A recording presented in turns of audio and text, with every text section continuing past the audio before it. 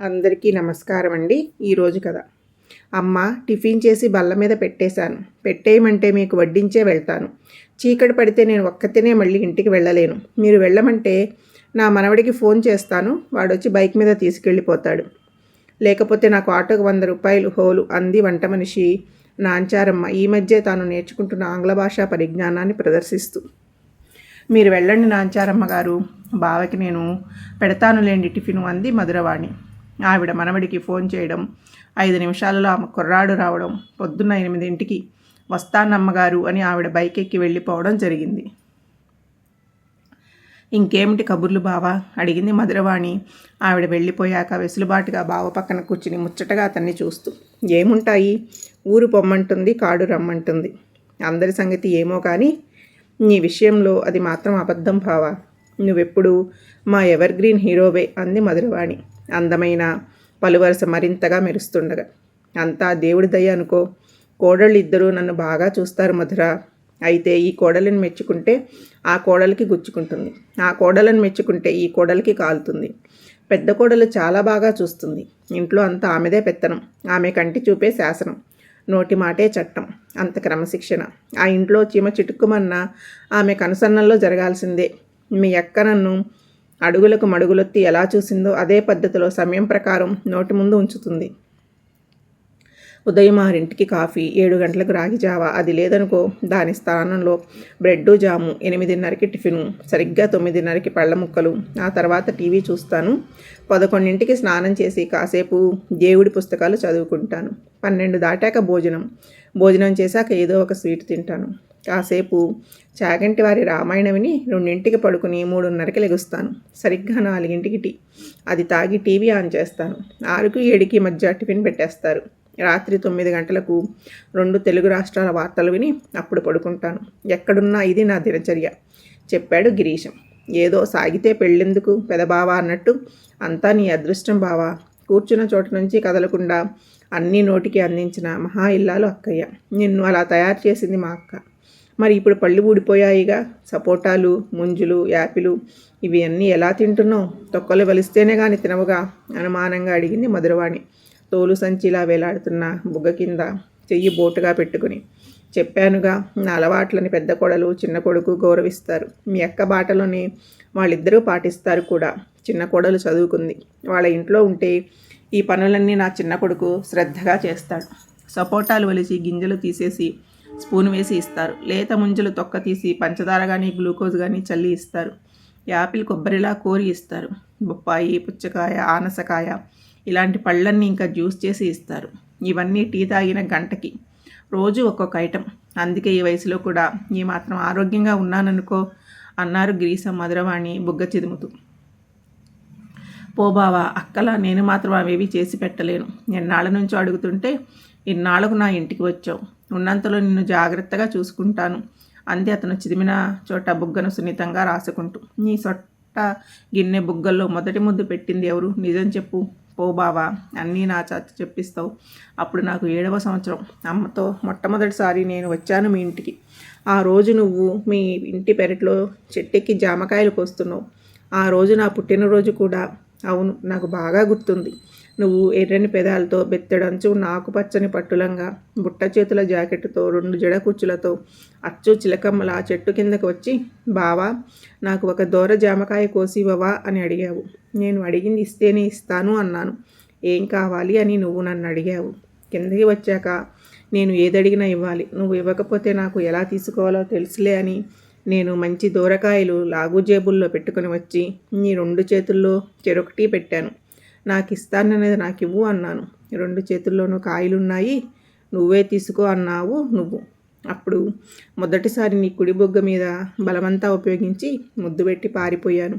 నువ్వు బిత్తరపోయి అలాగే చూస్తూ ఉండిపోయావు.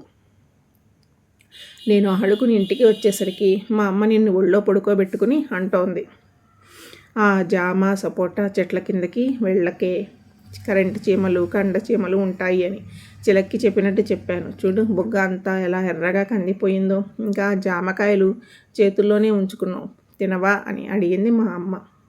దానికి జామకాయ కన్నా చీమ కుట్టిందే బాగుందేమో అని పక్కున నవ్వింది మీ అమ్మ. ఆ తరువాత మీ అమ్మ నన్ను పక్కకు తీసుకెళ్ళి చెవి మెలిపెట్టి, ఏరా కుర్ర నాగన్నా, గుర్తొచ్చిందా? ఇంత గట్టిగా ఆడపిల్లలు ముద్దు పెట్టుకుంటే అవి కాస్త మొదటి ముద్దుకే చిల్లులాడిపోతాయి. తర్వాత నువ్వు పెట్టుకుందామన్నా ఎవత్తి దాని ముగ్గలు ఇవ్వదు. తర్వాత నీ ఇష్టమని చిన్నగా మొట్టికాయ వేసి, రసికుడివే, నా కూతుర్ని చేసుకుంటావేంటి అని అడిగింది. పో అత్తా అని నేను మా నాన్న దగ్గరికి పారిపోయాను. అప్పటి నుంచి అద్దం చూసుకున్నప్పుడల్లా ముందు కుడి బుగ్గనే చూసుకునేదాన్ని.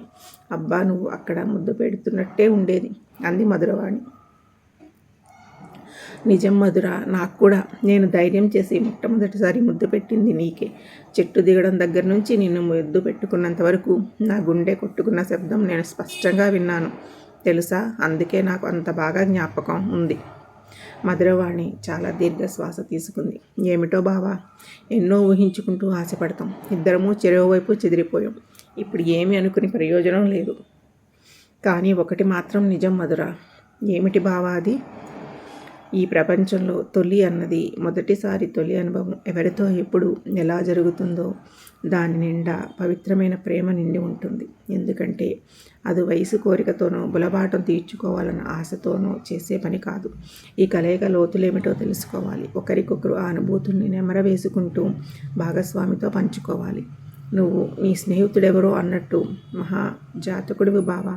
ఇప్పటికే బాగా లేట్ అయింది. అన్నం వడ్డిస్తారా అంది మధురవాణి. సరే పద అంటూ కదిలారు. ఉద్యోగ విరమణ చేసిన గిరీశంను నిజానికి కోడళ్ళు కళ్ళల్లో పెట్టుకుని చూసుకుంటున్నారు. కొడుకులు సరే సరే, రేపు పొరపాటున కూడా వృద్ధాప్యంలో తమ పిల్లలు తమను సాకే విషయంలో ఏ రకంగానూ ఏ విధమైన వ్యతిరేక భావం కలగకూడదు. ఇప్పుడు ఈ పెద్ద ఆయనకు లోటు చేస్తే ఆ అవసరం మాకు తప్పక కలుగుతుంది అనే భావంలో అనుక్షణం అప్రమత్తంగా ఉండి సేవ చేస్తున్నారు. అయితే చిన్నతనం నుంచి సుమంత ఏ విషయంలో తేడా వచ్చినా తట్టుకోలేని తండ్రి నన్ను వృద్ధాశ్రమంలో చేర్చేయండి, మీరు నాకు సేవ చేయలేకపోతున్నారు అని 5-6 సార్లు బెదిరించాడు. తను కొంచెం ఫంక్షన్లో ప్రతి నెల 10,000 ఇస్తున్నా వాళ్ళు తనకు సేవ చేసే విషయంలో ఎందుకు అప్రమత్తంగా ఉండరి అని ఆయన బాధ. ఆయన 10,000 మొహాన పడేస్తే మాత్రం అంత సమయాభావం పాటిస్తూ ఎవరు సేవ చేయగలరు? కాఫీ 5 నిమిషాలు ఆలస్యం కాకూడదు. పదార్థాలు ఉప్పు తక్కువ కాకూడదు. రాగిజావ గ్లాసు నిండా ఇవ్వకూడదు.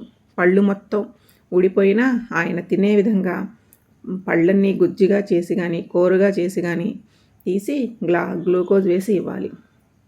ఏది తక్కువైనా మమ్మల్ని ఇబ్బంది పెట్టేస్తున్నా నేను అమ్మ అంటారు ఆయన. అంటే నువ్వు నాకు ఇలా ఇష్టం లేకుండా చేసి నా మొహాన పోసి నన్ను ఎందుకు ఇబ్బంది పెడుతున్నావు అని దాని అర్థం. ఈ విషయాలు ఒకరికొకరు ఫోన్లో కూడా బలుక్కుని ఈసారి ఇంట్లోంచి వెళ్ళి వృద్ధాశ్రమంలో ఉంటాను అంటే సరే అందాం, అప్పుడు తెలుస్తుంది కోడళ్ళు కొడుకుల విలువ అని అనుకున్నారు. ఏ చిన్నదానికి సరిపెట్టుకోలేని ఆయన నా మరదలు రాజమండ్రిలో ఉంటోంది.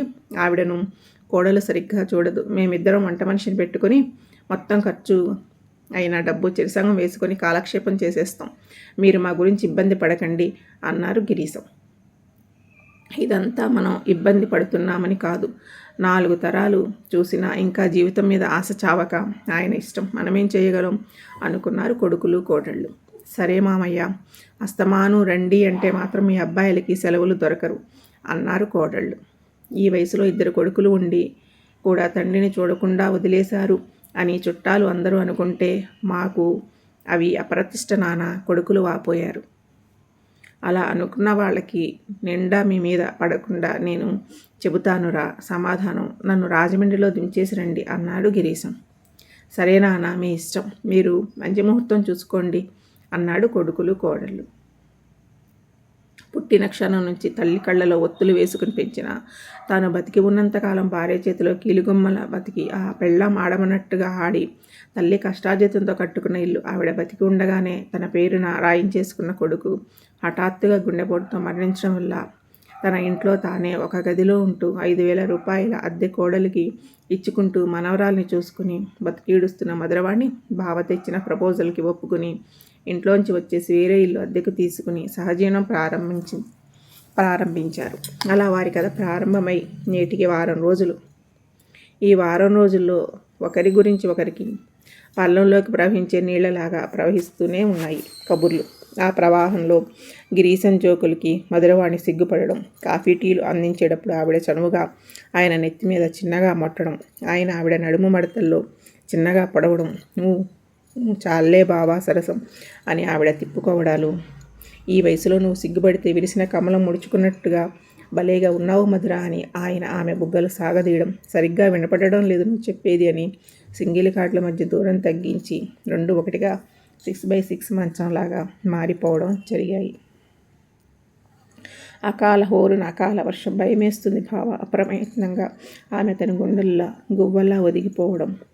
నేనున్నానుగా భయమెందుకు అని ఆమెను మరింత దగ్గరగా పొదువుకోవడం. అంతటి వర్షంలోనూ చల్లని తనువులు మరింత చల్లగా అనిపిస్తున్నా లేనివేడి తెచ్చుకోవాలని వారి ప్రయత్నం, తాపత్రయం. ఉన్నంతలో సహకరిద్దామనుకున్న బలవంతంగా రేకులు విప్పే ప్రయత్నంలో బిగుసుకుపోయిన మొగ్గలాగా మధురవాణి. కాలంతో పాటు వారి చర్యలు స్తబ్దమైపోయి చెట్టుకు ఎండిపోయి నిగనిగలాడుతూ రేపో మాపో రాలిపోబోతున్న ఆకుల్లాగా ఒకరికొకరు అటు తిరిగిపోయిన ఇద్దరిలోనూ కదలిక లేకుండా చేసి వెళ్ళిపోయింది అర్ధాంతర వర్షం. దుప్పట్లు మార్చాలనే వంకతో పక్కలు మళ్ళీ మొదటి స్థానాల్లోకి పరకాయ ప్రవేశం చేసేశాయి. ఏదో తప్పు జరిగినట్టు ఎవరి ఆలోచనలో వాళ్ళు. ఏమిటో బావ, అస్తమానం వద్దన్న మనవరాలే కళ్ళల్లో మెదులుతోంది. నిజమే మధుర, శని ఆదివారాలు సెలవొస్తే చాలు ముత్తాతగారు అంటూ ఇంట్లో వాలిపోయే ఆ మునిమనవలే గుర్తొస్తున్నారు అనుకో. ఏదో ఒక్కొక్కప్పుడు మన పెద్దరికాన్ని తీసిపడేసేవాళ్ళు ఏదో మాట అంటుంటారు. అన్నవాళ్ళు ఎవరో కాదు కదా బావ, మనవాళ్లే కదా. అవునవును మధుర, ఈ వయసులో వాళ్ళు మనల్ని చూడడమే ఎంతో గొప్ప. ఏదో సాధిద్దామనుకుని వచ్చిన మనం ఏమీ సాధించలేమని తెలిసిపోయింది. అవును బావా, రేపు మనం ఏమైనా అయితే కడ తీర్చాల్సింది వాళ్లే కదా బావా. దీర్ఘంగా నిట్టూర్చారు గిరీశం. నువ్వు చెప్పింది నిజమే మధుర. ఈ వయసులో అనుకుని మనల్ని చూసుకున్న వాళ్ళని వదిలేసి రావడం తప్పు చేశామేమో అనిపిస్తోంది. అనిపించడం కాదు బావా, తప్పు చేశాం. ఇప్పుడు తిరిగి ఇళ్లకు వెళ్తే హీనంగా చూస్తారేమో. చూస్తారు బావా, ఇంటి పెద్దవాళ్ళమై ఉండి కూడా తప్పు చేస్తే చూస్తారు బావా, హీనంగానే చూస్తారు. వాళ్ళు చూడకపోయిన అహంకారంతో తప్పు చేశాము అని మన తప్పు మనని అస్తమానం నిలదీస్తూనే ఉంటుంది. అయితే ఏం చేద్దామంటావు? మానవులపై బెంగతో ఉండలేకపోతున్నాం అనే సెంటిమెంట్తో తిరిగి మన గోళ్ళకు మనం చేరడమే. నిజమే మధుర, ఇదే సరి అయిన నిర్ణయం. అయితే పిల్లలకి కాల్ చేసి చెబుదామా? చెబుదాం.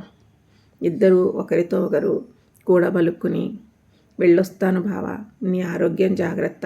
అలాగే బావా, నీ ఆరోగ్యం కూడా జాగ్రత్త. ఫోన్ చేస్తూ ఉండు. చేస్తూనే ఉంటాను ఆఖరి క్షణం వరకు. అంతర్గతంగా బుల్వాటం తీర్చుకోవాలనుకున్న వారిద్దరూ నెల కాకుండానే ఎవరి గోళ్ళకి వాళ్ళు మౌన శిఖరాల్లాగా తమ వాళ్లతో పయనమైపోయారు. ముసలి వయసులో వాళ్ళ పిల్లలతో కలిసి ఉండడానికి.